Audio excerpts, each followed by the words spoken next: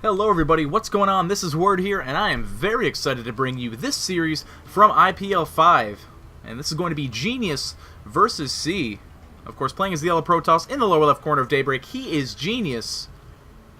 And his opponent, the blue Terran, in the upper right, playing for Team Liquid, he is C. And of course, C, Team Liquid's newest player, if I'm not mistaken.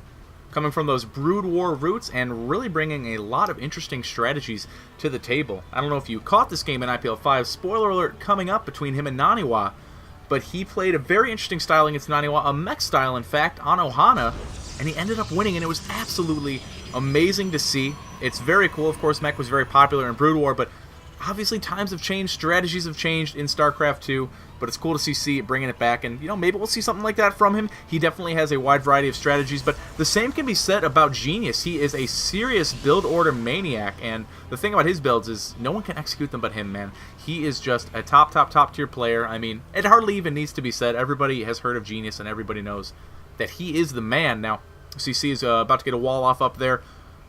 Now, guys, if you haven't heard already, I am moving to a new YouTube channel, and that channel is youtube.com/WordcastSC2, and I hate to harp on it, but I really do want to get the word out there. If you are subscribed to my YouTube, my old YouTube, but not to my new one, please make sure to hop over. I really want to make sure everybody comes on over to the channel so you don't miss anything, because I will be using that channel exclusively very soon, the new one. And again, that's youtube.com/WordcastSC2. The link will be in the description. And, you know, if you don't want to miss out on any new casts from myself, please make sure to head on over. And if you're not subscribed to either of the channels, please subscribe to the new one. I would appreciate it because, you know, I just want to bring everybody all these casts, and I can't do it if you guys aren't around to see them. So that's it. Don't want to go on any too longer about it, but you know where to go. Now, it looks like C is opening with gas, and he is also blocking out that probe with Genius. Genius, meanwhile, just looking normal so far. Getting, oh, actually the probe does not get in. C being very bold there to get that scouting SCV out. But the probe did not manage to get in there. But as I was saying, Genius, just not doing anything unusual. Cybercore going down, looking like a 1-gate fast expand. Of course, that's the most normal thing for Protoss to do nowadays. Nothing too crazy. And looks like he's just going to sit out and scout. C going to be pretty brave with this Marine. Take a look, see if he can scout out what his opponent is doing. And get rid of that probe, but looks like the probe is just a little bit faster, so he's going to be escaping here. And I'm assuming that Genius is going to be going for a 1-gate fast expand, nothing too crazy. Now, of course, he wasn't able to get in and scout his opponent. Now, we see C is actually laying down a factory, so that's very cool. He is going to be doing something crazy, and with only one gas, you know, this could be a lot of things. Could be Hellion drops, could be Uncloaked Banshee. We'll have to see if he gets that second gas. And right now, with Chrono Boost on the Warp Gate and the Gateway, it's looking like a quicker Nexus here from Genius. Now, in the PvT metagame, something that's fallen out of practice a little bit. Oh, E-Blade block going down there from C. I'll talk about that in a second. But something that's fallen out of practice a little bit is early gateway pressure. A lot of the times you'll see Protoss get 3 gates up after their expand, or maybe even 4 gates, something Sase like to do, and just go start punishing the Terran for skimping on Marines or anything like that. Not something you've seen lately, but I have seen a lot of players, not pro players, but very good players, start to work into their game, and it's very exciting. So we'll see if Genius decides to do anything like that. And of course, we saw it C go for that eBay block there, and that's something every Terran should do if they see their opponent is skipping that Zealot, because they'll only have a Stalker out, and a Stalker takes a long time to kill an eBay. And we're also seeing Hellions coming out here from C. Now, this is unusual, but not necessarily weird. It's something I see Drewby do on his stream, and Hellions can catch a Protoss by surprise, because obviously Zealots can't chase them down, and Stalkers take a long time to kill them, so you need a Sentry to deal with Hellions. We'll see how quick Genius's reactions are. His Sentry will be finished by the time this comes out. And we actually have 2 more Hellions in production here for C, so he could be going into a meching style. I know I'm getting a little bit ahead of myself. It's just 4 Hellions. I guess it's not too crazy, but I would like to see it. It would be very cool. Now, the 2 Hellions are going to be coming up from the north here, and this is the first that Genius is going to see. And is he going to be able to force through that ramp? Yes, it does go down.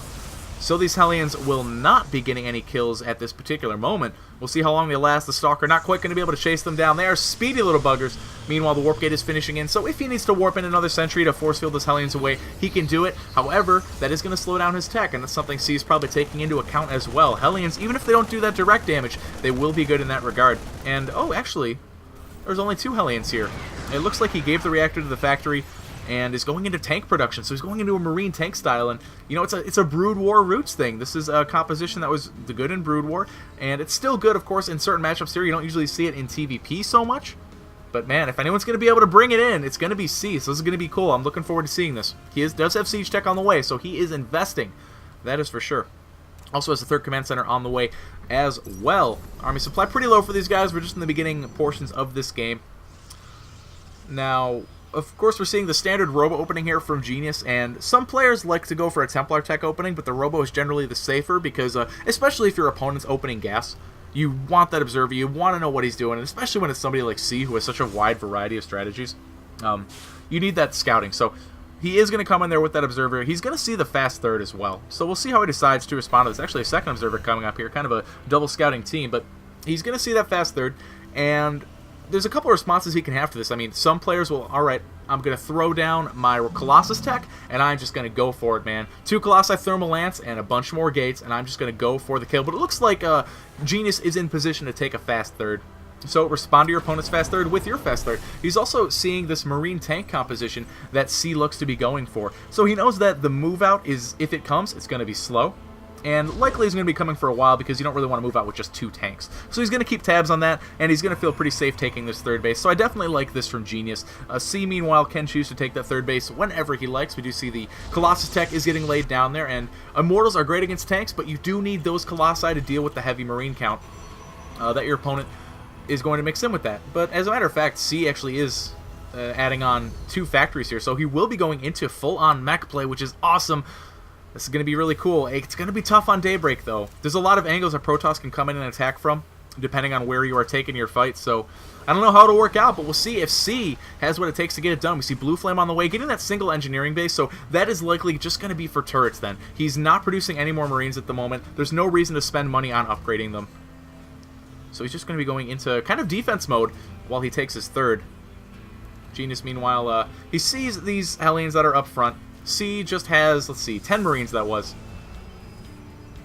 And we'll see what he decides to use those for. Home defense at the moment, it looks like a couple Hellions going to be coming in here, but Genius is in position to deal with them. Very good army positioning and splitting. That isn't all of his army there right now, of course. Some of it is back at home, but, you know, maybe C thinks that's all he's got. It looks like he's moving out to aggress while he takes this third. Maybe he is just moving to kind of siege up the middle so he can protect all 3.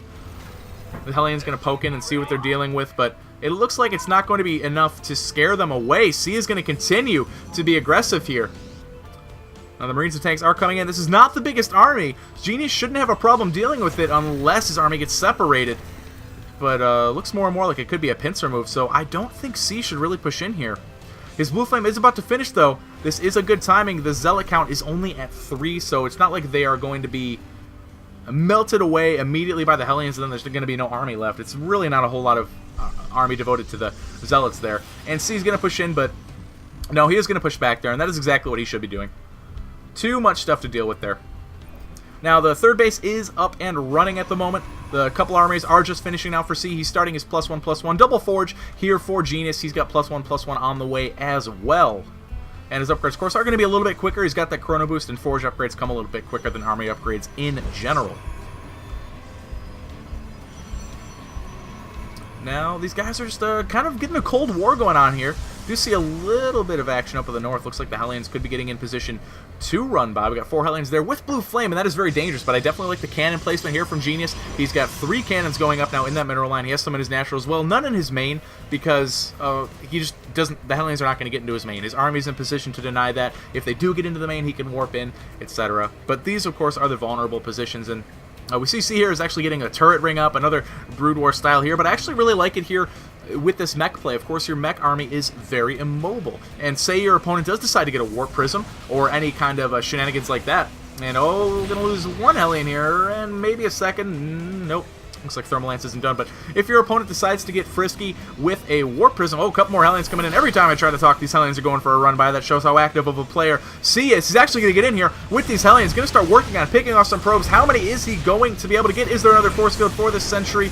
Doesn't matter. It looks like he's going to pick those off. 7 workers killed, though. Not bad. These Hellions up here going to be caught by this Zealot, but they are going to get picked off there, and a few more Hellions going to come down. So basically what I was saying is turrets are good because your army is immobile, and if there's a warp in your main, your tanks aren't going to get there very quick, so you just want to deny it outright. Meanwhile, the 4th base going down here for Genius. Sensor tower up for C, and I would prefer a placement a little bit closer on the main if he does have to worry about drops. Hold that thought. A couple more Hellions going to come in and get 1 or 2 more worker kills, not the biggest deal, but he does have to worry about attacks at the third, so maybe it's actually a 2 sensor tower sort of thing. The things that you want, but you can't afford. Meanwhile, the Zealot's patrolling the map here for Genius. Very good. Doesn't want to waste valuable robo time on those observers. Instead, using Zealots to patrol. Because, of course, the Zealot will not only see the Hellions coming by, but it will be able to slow it down just a little bit. And it looks like the attack is coming in from Genius. His army getting in position outside the third base here. Outside the natural, I should say. Outside both of them. Technically, it's outside everything, but let's not get too technical. The army is just going to be gathering up, so he could be going for an attack on that third, and of course, one of the benefits of your opponent going back is if he sieges up, just go attack somewhere else, make him unsiege, make him get into that vulnerable position, but very good placement there from C is going to prevent any sort of Zealot run-bys or anything like that. 7 factories total. He is cranking out those mech units, and the turret ring is very good. Should prevent any War Prisms coming in. We did have that War Prism out here for Genius, but it doesn't look like it has done anything. And now we're going to have 5 more Hellions going to be running in. There's the War Prism. Not quite making a move. The 5 Hellions are going to be making a move into this mineral line, though, and there's only 1 cannon, so they're not going to die too quickly. How many workers is he going to get? All the way up to 20 right now. 22 workers killed, and this is huge. 25 workers. Very nice run-bys here by C. And wow, actually down to 54 probes here for Genius. So, I mean, even if these Hellions aren't killing probes, which they are, you are pulling that army back. You're allowing yourself to get into that good siege position. That 4th command center is going to finish up really soon here for C, so he's probably going to want to take that 4th.